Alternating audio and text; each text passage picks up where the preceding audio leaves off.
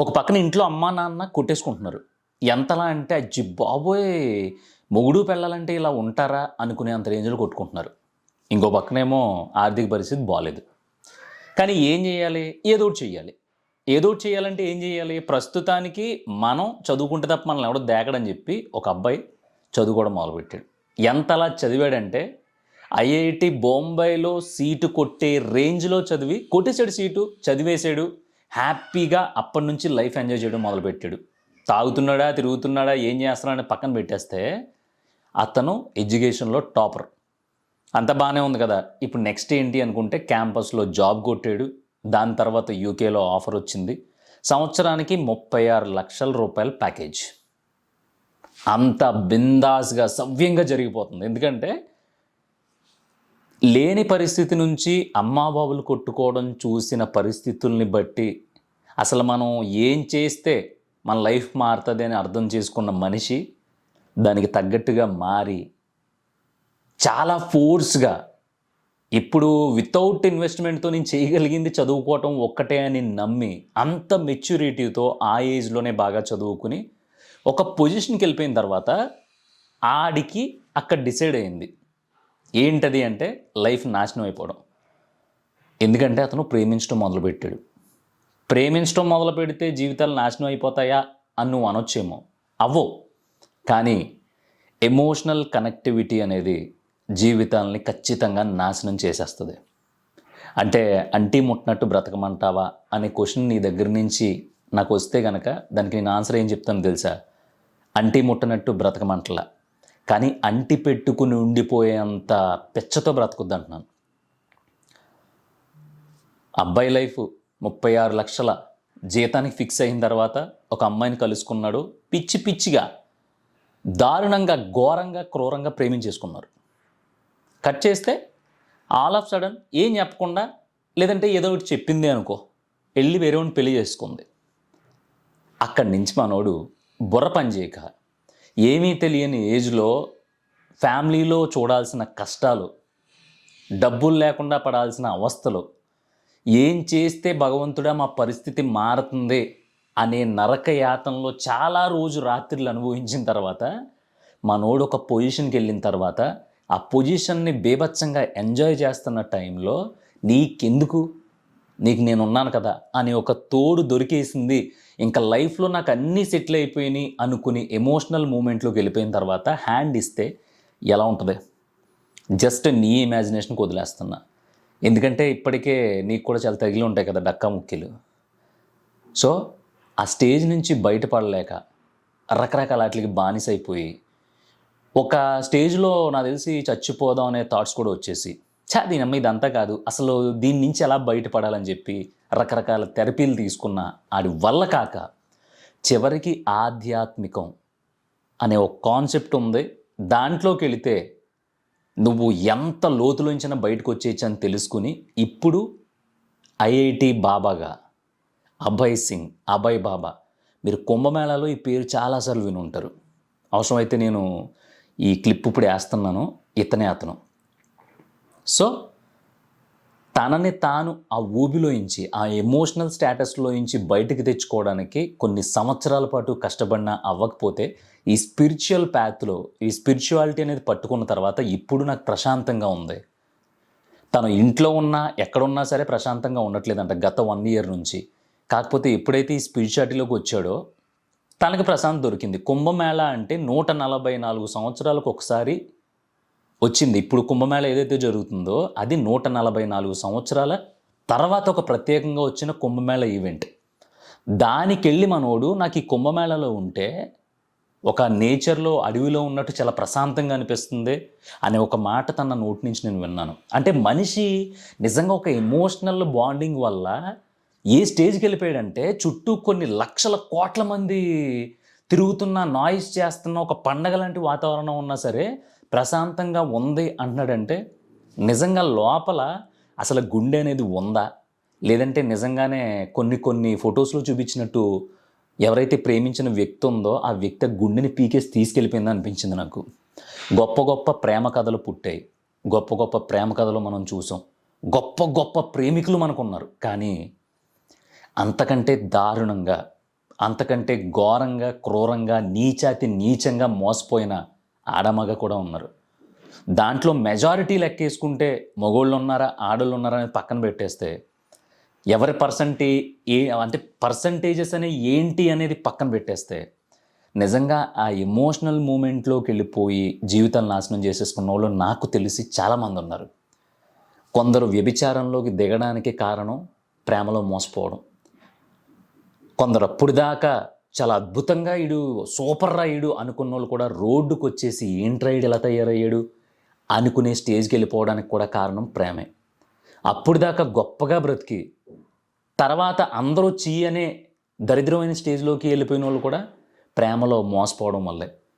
So దీని scenario ఏంటంటే, మనం అనవసరంగా ఒక మనిషి ఎమోషనల్ సెల్లోకి వెళ్ళిపోయి ఇక వాళ్ళే మొత్తం ఇంక వీళ్ళు లేకపోతే దీని అమ్మ అసలు బతుకే కాదు అనుకునే స్టేజ్లోకి వెళ్ళిపోయి తర్వాత అవతలోడు హ్యాండ్ ఇచ్చి ఆ హ్యాండ్ ఇచ్చిన తర్వాత అప్పుడు దాకా మనం ఎలా బ్రతికేమనేది మర్చిపోయి ఇంకా జీవితంలో ఈ జీవితానికి ఈ గుండెల్లో నీకు తప్ప ఇంకెవరికే స్థానం లేదని చెప్పేసి జీవితాలు నాశనం చేసేసుకుని ఇక ఉండదురిందని. అంటే చెప్పడానికి ఈజీగా ఉంటుంది పృథ్వీ, అది ఎంత డీప్గా ఉంటుందో తెలుసా అని నన్ను అడగొచ్చేమో. ఆ లోతులు, ఆ లోయలు నువ్వు క్రియేట్ చేసుకున్నాయి మాత్రమే.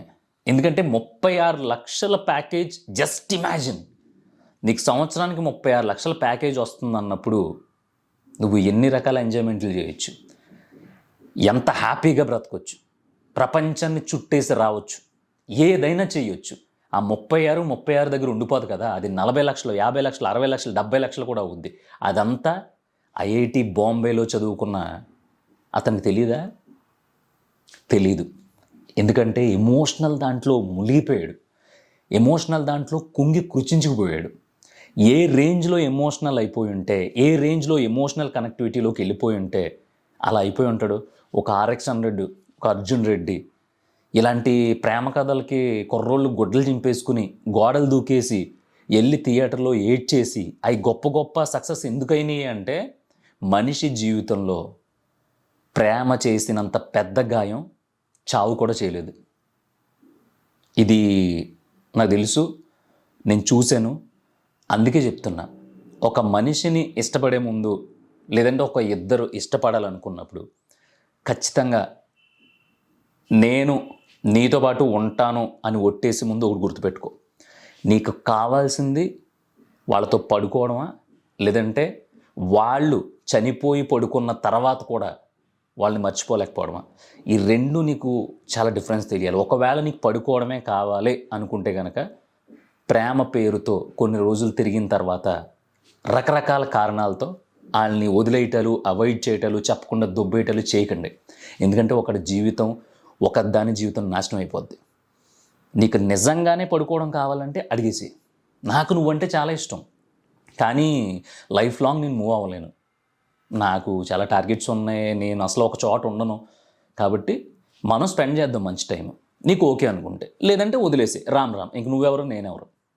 ఇలా నువ్వు చేయగలిగితే ఫస్ట్ నీకు మంచిది కాదు, అవతలకి మంచిది. ఏమో RX-100లో ఓ డైలాగ్ ఉంటుంది, నీ అమ్మ ఎంత తప్పే, నానమ్మ ఇంటికాడు ఒకడు, అమ్మమ్మ ఇంటికాడు ఒకడు, సొంత చివరు ఒకడు, ఊళ్ళో ఒకడు, మళ్ళీ పెళ్లి చేసుకోవడానికి ఇంకొకడు, వీళ్ళందరిలో సిన్సియర్గా ప్రేమించేవాడు ఒకడు ఉంటాడే, మన కర్మ కాలిపోయి అది మనకే తగిలాడు అని చెప్తాడు.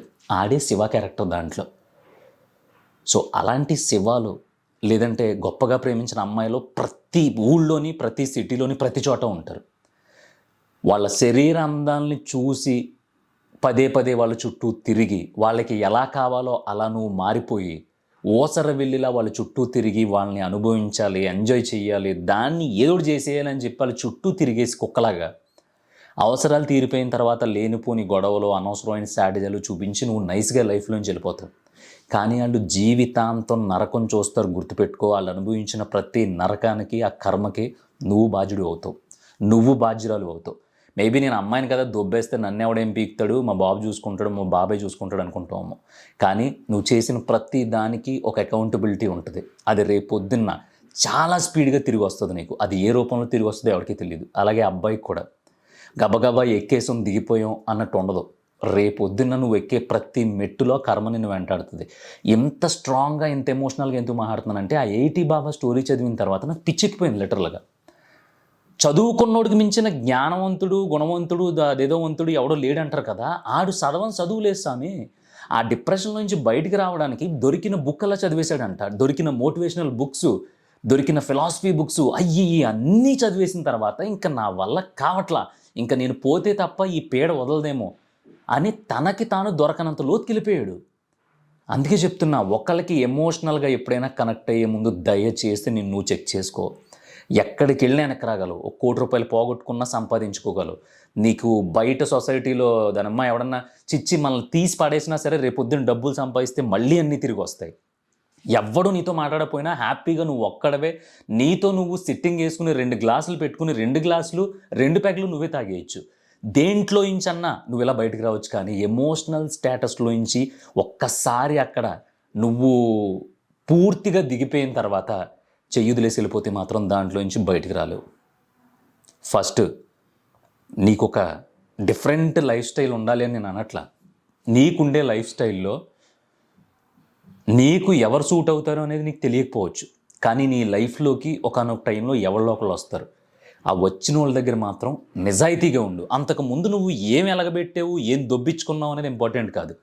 వాళ్ళు వచ్చిన తర్వాత నువ్వు వాళ్ళని ఎంత బాగా ట్రీట్ చేస్తున్నావో, అంటే అడుగులకు మడుగులు ఒత్తేయడాలు, కాళ్ళు నొక్కేయటాలు ఈ కాదు. వాళ్ళ ఎక్స్పెక్టేషన్లో అట్లీస్ట్ 2%, 3% రీచ్ అవ్వమని కూడా చెప్పట్లా. నీ ఒరిజినాలిటీని నువ్వు కాపాడుకుంటూ నువ్వు ఎలా ఉన్నావో అలా ఉండి నువ్వేం చేయగలవో అది చెప్పేసి, లేనిపోని అబద్ధాలు చెప్పి జీవితాలతో మాత్రం దయచేసి ఆడుకోకండి. పట్టుమని 32, 33 మహా అయితే 35 సంవత్సరాలు కూడా ఉండవు ఆయనకి. అభయ్ సింగ్ ఇప్పుడు ఐఐటి బాబా అని పిలుస్తున్నారు. ఇంత లేసి జుట్టు పెంచుకుని ఒక ఐఐటిలో 732 ర్యాంక్ ఎంతో కొట్టినోడు, ₹1,00,000 ఉద్యోగం చేసినోడు ఈరోజు నా పరిస్థితి ఇలా అయిపోయింది, నేను ఎందుకు ఇలా అయిపోయానో తెలుసా, నేను బయటకు రాలేక ఏమేం చేశానో తెలుసా అని చెప్తూ ఉంటే దాన్ని అసలు ఎవడైనా సరే ఆ ప్రేమ అనే లూప్ ఉంటుంది చూసావా, ఆ లూప్లో ఇరుక్కోకుండా బయటపడడం అనేది చాలా కష్టం. గుడ్ లక్ ఏంటంటే ఒక రకంగా అది మంచిది అనుకోవాలి. ఈ మధ్యన దులిపేసుకుంటున్నారు అందరూ, బొక్కల ఇది కాకపోతే ఇంకొకటి, బొక్కల ఈడు కాకపోతే ఇంకొకడు అనే స్టేజ్ వచ్చేసి చాలా మంచి జరిగింది. అలా కాకుండా ఇంకా పార్వతీ దేవదాసు ఈ అంటారు చూసావా, ఆ సిచ్యువేషన్లో ఉండిపోయి ఉంటే నాకు తెలిసి ప్రతి సంవత్సరం సొసైటీలోకి 100 మంది కుర్రాళ్ళు కాలేజీల్లోకి రిలీజ్ అవుతూ ఉంటే దాంట్లో 60-70 మంది పిచ్చోళ్ళు అయిపోయి తిరుగుతూ ఉందరు. నాకు తెలిసి ఈ ట్రెండ్ మంచిదేమో అనిపిస్తుంది. అంటే ఏంటి, ఫ్రెండ్స్ విత్ బెనిఫిట్స్ కావచ్చు, ఇంకోటి కావచ్చు ఈ రావడం వల్ల ఆ సిన్సియర్ ప్రేమ, ఆ సిన్సియర్ పిచ్చ అనేది పోయిందేమో అనేది నాకు అనిపిస్తుంది. It's my personal opinion. లేకపోతే అలాగా అభయ్ సింగ్ లాంటి వాళ్ళు, ఐఐటి బాబాల్ లాంటి వాళ్ళు 100కి 100% ప్యూర్గా పిచ్చిగా ప్రేమించేసేవాళ్ళు 160 మంది ఉన్నారనుకో, వాళ్ళ పరిస్థితి ఏంటి?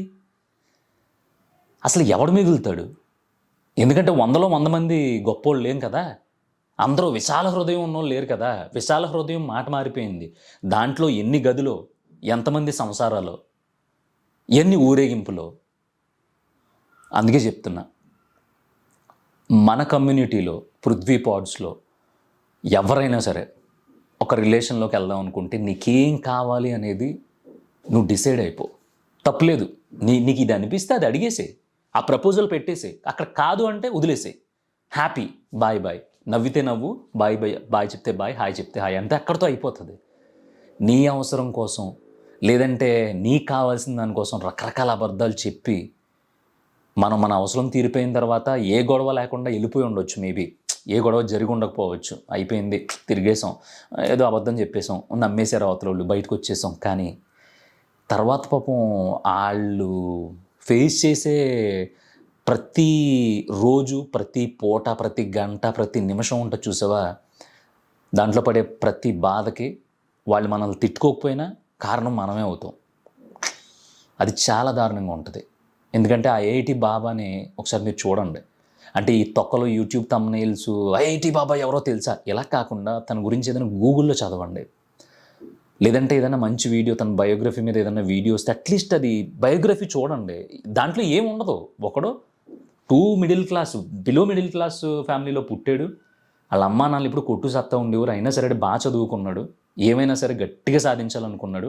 ఐఐటి బొంబాయిలో ఇప్పుడు బాగా బలిసినోడు కొడుకునే నానా సంకలం నాకితే సీట్ దొరకట్లా, అలాంటిది ఐఐటి బాంబేలో సీట్ కొట్టాడు, సెటిల్ అయ్యాడు, హ్యాపీగా బిందాస్గా తిరుగుతున్నాడు. అలాంటి లైఫ్లోకి ఒక అమ్మాయి వచ్చింది, కట్ చేస్తే ఒక 4 years బాగానే ఉన్నారు, ఆ అమ్మాయి చెప్పపెట్టకుండా పెళ్లి చేసుకుంది, అయిపోయింది జీవితం అంతే, ఖల్లాస్. అర్థమైంది అనుకుంటున్నాను. దయచేసి మీ అవసరాల కోసం, మీ కోరికల కోసం అబద్ధాలు చెప్పి అవతలని ఎమోషనల్గా దింపకండి.